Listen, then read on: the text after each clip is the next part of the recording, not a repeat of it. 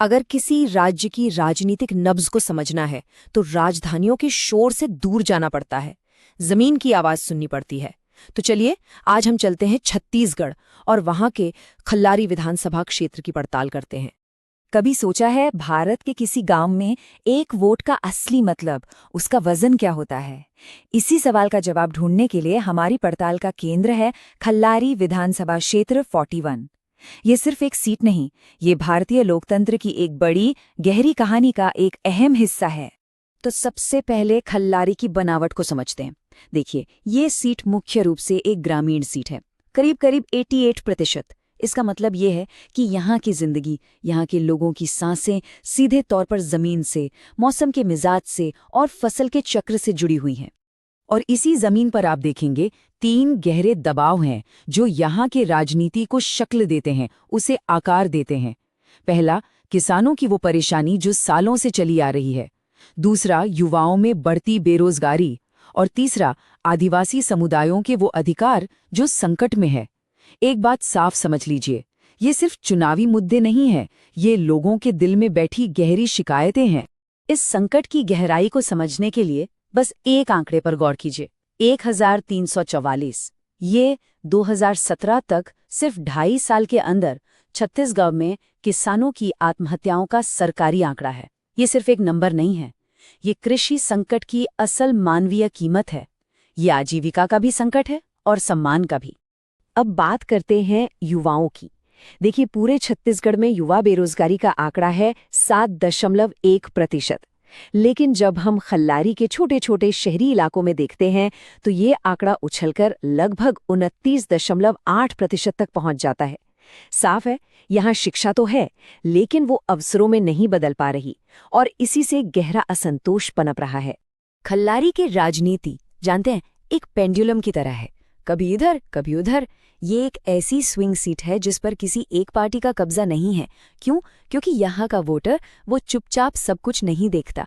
वो हर बार हर चुनाव में सक्रिय रूप से सरकारों का मूल्यांकन करता है और फिर अपना फैसला सुनाता है। इसका चुनावी इतिहास ही देख लीजिए।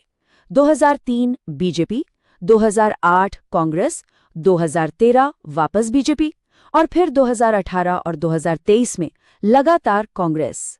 ये जो पैटर्न है ना, ये साफ बताता है कि ये सीट एक बैरोमीटर की तरह है जो राज्य की राजनीतिक हवा का रुख बिल्कुल सही सही भांप लेती है। और जब यहाँ के लोग अपनी आवाज उठाते हैं तो वो बहुत जोर से गूंजती है। 2023 के चुनाव में यहाँ 82.72% वोटिंग हुई। सोचिए, 82.72%। ये कोई मामूली बात नहीं है, ये एक असाधारण संख्या है और एक ऐसे समाज का ताकतवर बयान है जो कह रहा है, हमारी बात सुनो। तो 2030 के नतीजों में क्या हुआ? फैसला बिल्कुल साफ था। इंडियन नेशनल कांग्रेस को 57.86% वोट मिले और जीत का अंतर 37,000 वोटों से भी ज्यादा। इसे कहते हैं एक निर्णायक जनादेश। तो सवाल ये उठता है कि इतने बड़े जनादेश के पीछे की असल वजह क्या थी? दरअसल लोग अपनी शिकायतों के जरिए 3 बहुत ही साफ संकेत दे रहे थे। चलिए अब एक एक करके उन संकेतों को समझते हैं। पहला और सबसे गहरा संकेत आदिवासियों के दर्द से आता है। उनकी आवाज में बस एक ही बात है, ये हमारी जमीन है, हमारा जंगल, हमारी जिंदगी, इसे हमसे बिना न्याय के नहीं छीना जा सकता। बारावापरा अभयारण्य का ही मामला ले लीजिए, जहां करीब 8,000 लोगों को अपनी जगह से हटना पड़ा। तो ये सिर्फ जमीन का मुद्दा नहीं रहा, ये अन्याय की एक बहुत गहरी भावना बन गई है। दूसरा संकेत मिलता है किसानों की हताशा से।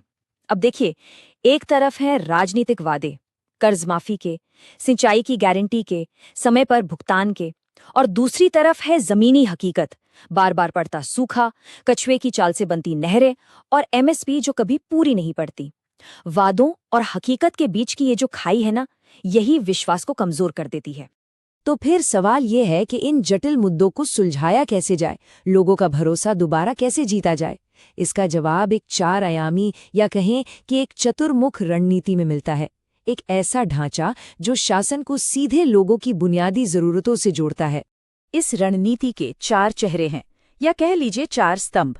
पहला, किसान अधिकार। दूसरा, आदिवासी और एससी समुदायों का सशक्तिकरण। तीसरा, युवा और शिक्षा पर फोकस, और चौथा स्थानीय विकास। हर स्तंभ एक खास वर्ग और उनकी सबसे बड़ी चिंताओं को ध्यान में रखकर बनाया गया है। अब देखिए, किसान अधिकार के मोर्चे पर सिर्फ बातों से काम नहीं चलेगा, ठोस एक्शन चाहिए।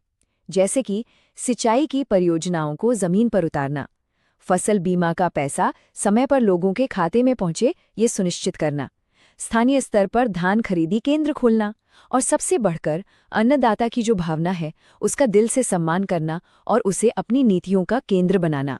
उसी तरह आदिवासी और एससी समुदायों का भरोसा जीतने के लिए सबसे पहले वन अधिकार अधिनियम को सही मायनों में लागू करना होगा। बारनवापारा जैसे मामलों में जो जबरन विस्थापन हुआ उसका हल निकालना होगा। उनके छोटे छोटे गांव और टोलों तक स्कॉलरशिप और स्वास्थ्य केंद्र पहुंचाने होंगे। और सबसे जरूरी बात, उनसे उनकी भाषा में बात करनी होगी, उनकी परंपराओं का सम्मान करना होगा। लेकिन एक अच्छी रणनीति बना लेना ही सब कुछ नहीं है, है ना? असली चुनौती तो उसे जमीन पर उतारने की होती है। इसके लिए चाहिए एक अनुशासित टाइम बाउंड एक्शन प्लान। इसे हम 90 दिवसीय शासन की सीढ़ी कह सकते हैं। मतलब समझ को एक्शन में बदलने का एक बिल्कुल नपातुला तरीका। ये योजना एक मिशन की तरह चरण दर चरण काम करती है। डी-डे से 90 दिन पहले पूरी नींव रखना, सारा डेटा तैयार करना, 75 दिन पहले किसानों के साथ बड़े सम्मेलन करना, उनका विजन समझना, 60 दिन पहले महिलाओं, युवाओं और आदिवासी समुदायों के बीच सीधी पहुंच बनाना, 45 दिन पहले घर घर जाकर सर्वे और संपर्क साधना, और ये सिलसिला वोटिंग के दिन तक चलता है। ये पूरी तरह से डेटा पर आधारित एक बहुत ही व्यवस्थित दृष्टिकोण है। और यहीं पे एक बहुत जरूरी बात आती है। हमारे लोकतंत्र में जब कोई नेता जनता से बात करता है तो उसके साथ एक गहरी जिम्मेदारी भी आती है। ये सिर्फ खोखले वादे करने का मंच नहीं है, ये लोगों के साथ सम्मान के साथ संवाद करने का मौका है। और यही सम्मान व्यक्ति की गरिमा की नींव है, जो हमारे संविधान का भी एक मूल मूल्य है। तो आखिर में नेतृत्व के लिए 4 मुख्य सिफारिशें क्या निकल कर आती हैं। पहला, पॉलिसी लेवल पर क्षेत्र में एक डेडिकेटेड कृषि मिशन ऑफिस बनाइए। दूसरा, तैयारी के लेवल पर स्थानीय छत्तीसगढ़ी भाषा में लोगों से संवाद करने की कला को और बेहतर बनाइए। तीसरा, पार्टी लेवल पर ऐसे स्टार प्रचारकों को मैदान में उतारिए जो ओबीसी और आदिवासी वोटरों से सीधा जुड़ाव महसूस कर सकें। और चौथा, जमीनी स्तर पर सड़कों और स्कूलों जैसे वो प्रोजेक्ट्स जो लोगों को सीधे दिखते हैं, उनमें तेजी लाइए। और हाँ, आज के दौर में जब हम इतना डेटा और तकनीक इस्तेमाल कर रहे हैं तो एक और मूल्य याद रखना बहुत जरूरी है। नागरिक सम्मान करने का मतलब है उनके डेटा का सम्मान करना।